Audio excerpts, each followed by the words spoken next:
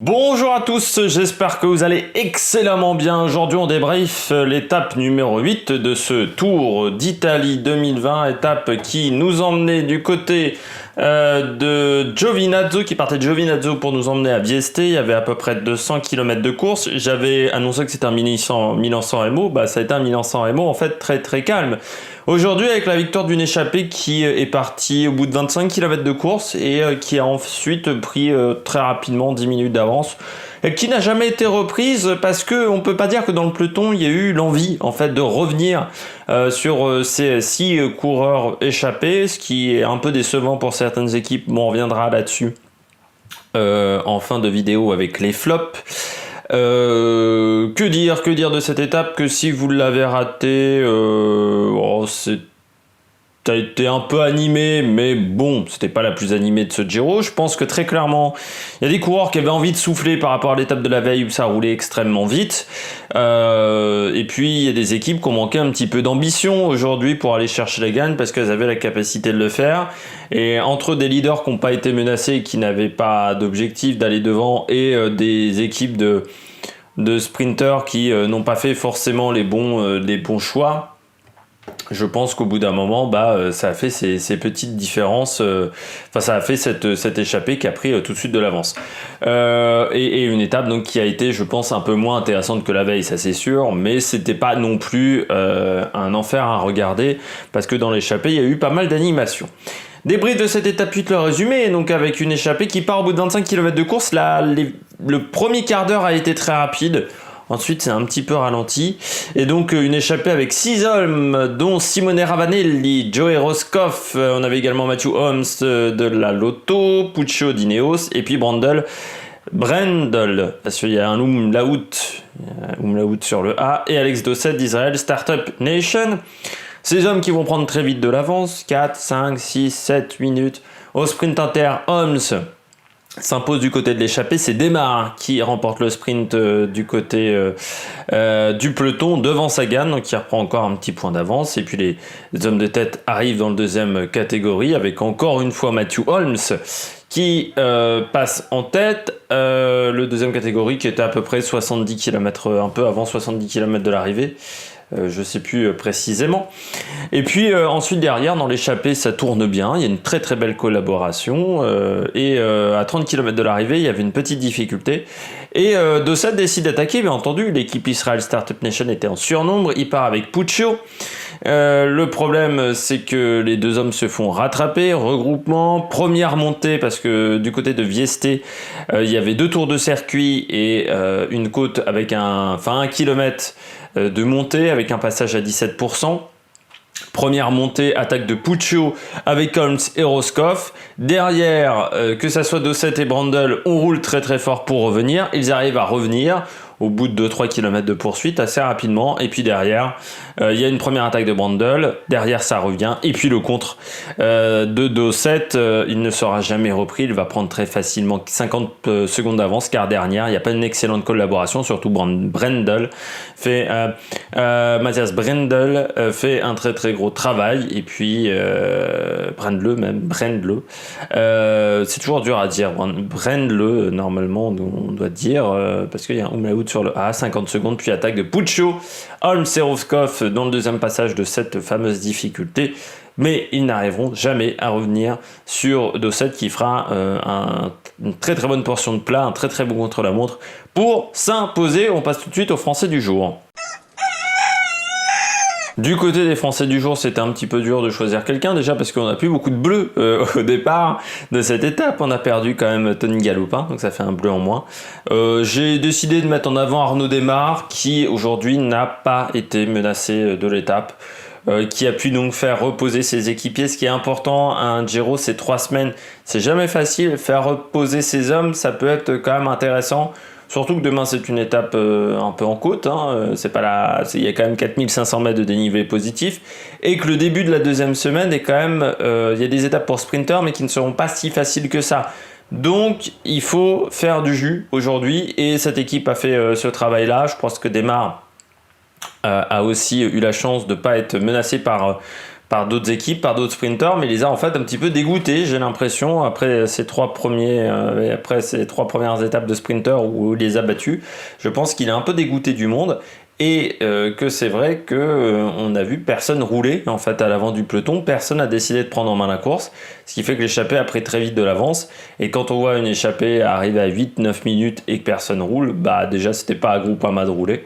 Et ensuite derrière, les équipes se désintéressent de la course, et à part un moment où Nibali a tenté de relancer la course dans une descente, mais ça s'est pas très très bien passé.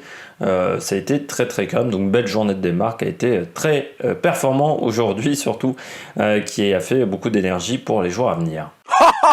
Attaque de Marlou! On passe aux coureurs au top. Du côté des coureurs au top, je commence avec Alex Dowsett et surtout la stratégie d'Israel Startup Nation dans cette échappée.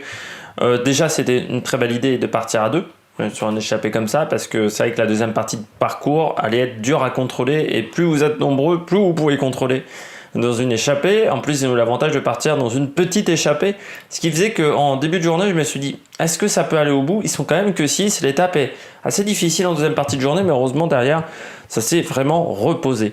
Donc Alex Dowsett, fort, parce que la stratégie a été excellente. Ils ont tenté la première attaque, et quand vous êtes en surnombre, il faut toujours tenter la première attaque. Et puis ensuite, ils ont accompagné beaucoup de coups, et quand ils se sont fait lâcher, une seule fois, ils ont roulé très très fort pour revenir.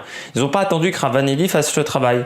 Et ça a été intelligent, parce qu'ils sont revenus sur le groupe de devant, et on savait que j'avais dit que c'était possible. Alors je m'attendais plutôt à un sprint, donc j'avais dit, pour les punchers, ça sera pas facile, parce que les équipes de sprinters ont le temps de se réorganiser en 10 km. C'est très facile. Et il faut 2, 3, 4 km pour se réorganiser, et donc vous avez encore 6 ou 7 km pour revenir, donc c'était faisable. Et là on a vu ensuite, quand ils sont revenus, il a fallu rattaquer tout de suite, et c'est pas Brundle, c'est Dowsett qui s'est imposé, mais ça aurait pu être Brundle. Dans un cas comme dans l'autre, c'est quand même pas le plus fort qui s'impose, mais le plus intelligent. Ça, je trouve que c'est bien. C'est la deuxième victoire d'étape de Dowsett dans le Giro. J'avais vu la première en direct. Ça me rajeunit pas ce truc-là. Mais oui, j'avais vu la première quand il avait battu Wiggins. C'était un contre-la-montre où il faisait 55 km. Il y avait 50 km de plat et 4-5 km de côte. Certains mecs avaient changé de vélo, mais la majorité des coureurs changeaient pas de vélo. Et je me souviens, le contre-la-montre était extrêmement long. Ça durait au moins 1h05, 1h10 de contre-la-montre. Et il avait fait une sacrée perf en battant Wiggins et en battant d'autres. Après, Alex Dowsett, c'est un coureur qui est un peu un homme de l'ombre, mais qui est passé dans de nombreuses équipes, Movistar, Katusha. Il a quand même une carrière qui, je trouve, est assez intéressante pour un coureur comme ça. Là, Israël, je crois qu'il avait commencé chez Sky également. Il a fait beaucoup d'équipes. Sans avoir forcément il a une réputation d'être un coureur sympathique, mais sans avoir la réputation d'être un top coureur. Mais c'est un homme de l'ombre, et ça fait du bien quand les hommes de l'ombre peuvent s'imposer, parce que ils font un travail toute l'année en tant qu'équipier. Lui, il a placé Quintana à une époque, c'était le travail de placer Quintana dans les étapes de plat, de faire des bons contre-la-montre également par équipe, mais on le voyait peu à l'avant, et je pense que c'est un coureur à qui ça fait du bien d'aller dans une équipe peut-être un peu moins forte, où il n'y a pas forcément un leader pour le général exceptionnel, ce qui lui permet de tenter sa chance et de montrer que c'est un excellent coureur également, que c'est pas un mauvais baroudeur, et qu'il a fait encore une très très belle journée, donc on peut s'en féliciter. C'est la première victoire avant le tour de cette équipe, première victoire sur un grand tour également, donc vraiment journée à retenir pour Israel Startup Nation, et gros travail également de Brundle. Il faut pas le mésestimer dans la manière dont il a cassé les coups et dont il a désorganisé cette échappée, alors que c'était une échappée qui marchait très très bien. Deuxième coureur au top, Joao Almeida, parce que il a passé plutôt une journée tranquille. Ça aurait pu être une journée difficile à contrôler pour la Quick Step, où on aurait pu avoir des attaques de coureurs comme Nibali ou même des coureurs comme McNulty. Et au final, il n'y a pas eu d'attaque. Et ça a été aussi le fait que Quick-Step, comme hier, comme il y a 2 jours, ont laissé partir l'échappée très vite dès le départ, et après, dès qu'ils ont eu une échappée qui n'était pas très dangereuse, ils l'ont laissé partir. Et ils ont très très bien joué le coup. Et Almeida aujourd'hui, oui, il était tranquille. Il a pu refaire un petit peu d'énergie aussi, Almeida, parce qu'il avait pas mal consommé d'énergie sur les premiers jours. Là, il a pu finir tranquillement. Je finis avec les flops. Je commence avec Sagan et Matthews.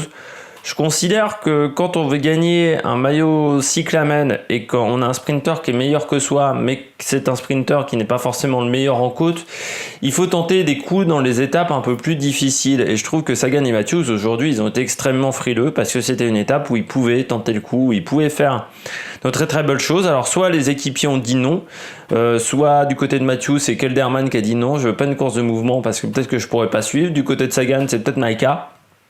Mais je trouve que les deux ont été un petit peu frileux aujourd'hui.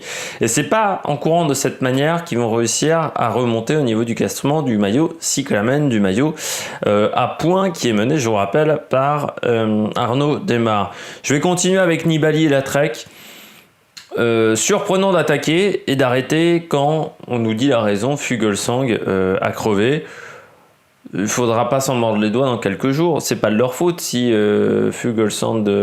Enfin, c'est de leur faute. C'était leur stratégie, plutôt de faire craquer du monde par plusieurs manières. Peut-être que Fuglsang, s'il a craqué, c'est qu'il a pris une trajectoire un peu trop dangereuse et qu'il voilà, il est allé dans le bas-côté de la route. Mais d'un côté, faire ce type de stratégie et s'arrêter dès qu'il y en a un qui tombe, je trouve ça un petit peu stupide. Et c'est consommer de l'énergie pour pas grand chose au final, donc je trouve ça un peu bête. Et puis je finis avec Salvatore Puccio qui était dans l'échappée. C'est quand même pas vraiment un gagneur, Puccio, hein. Alors moi ça m'arrange parce que j'aime pas du tout la personne, savoir qu'il avait eu des propos racistes avec Lorenzo Manzin par exemple. C'est un personnage assez déplorable et je trouve ça incroyable qu'il ait jamais été suspendu au moins un an de faire du cyclisme de compétition ou 2 ans, vu le personnage ignoble qu'est Salvatore Puccio. Mais si on ne s'intéresse qu'aux coureurs et qu'on ne s'intéresse pas à l'homme, j'adore cette phrase parce que ça me fait penser à Polanski et à tous ces mecs qui disent faut séparer l'homme de l'œuvre. Ouais. Très drôle, mais du côté de Puccio, en plus d'être un personnage assez ignoble et abject, n'est pas un très très bon coureur cycliste, parce que c'est quand même un coureur qui soit n'arrive pas à s'en sortir dans les échappées, et soit n'est pas un gagnant. C'est quand même le deuxième échappé sur ce Giro. Il s'est quand même très très bien raté quand Ghana s'impose. Là encore, il se rate bien parce qu'il a montré qu'il était très très fort. Oui, mais quand t'es le plus fort, faut jamais montrer que t'es le plus fort. Voilà. Donc ils ont fait cette erreur-là, et forcément Roscoff et surtout Ravanelli, quand il roule avec eux, il roule un petit peu avec le frein à main.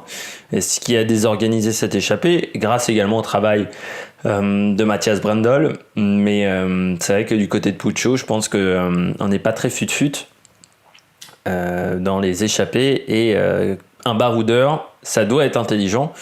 Et on s'aperçoit qu'il en manque un petit peu dans le ciboulot pour ce personnage. Donc je pense que c'est un coureur qui était prometteur, mais qui est désormais devenu un espoir extrêmement décevant, Puccio. Et c'est bien triste. Enfin, c'est bien triste. Je sais pas. J'ai du mal à le savoir. J'ai du mal à réfléchir là-dessus. C'est quand même un personnage ignoble. J'espère que vous avez aimé cette vidéo. Demain, une étape de montagne, 4500 mètres de dénivelé positif, mais pas forcément de difficulté majeure à se mettre sous la dent pour les leaders. Donc je considère que ça peut arriver avec une échappée, mais je vous dirai tout ça dans la présentation de l'étape. Ça sera demain à 7h30. Et puis sinon, on se retrouve pour de nouvelles aventures sur l'Amérique Production. N'hésitez pas à vous abonner à la chaîne, n'hésitez pas à mettre un pouce bleu, n'hésitez pas à réagir dans les commentaires. Et à la prochaine sur l'Amérique Production. Ciao ciao.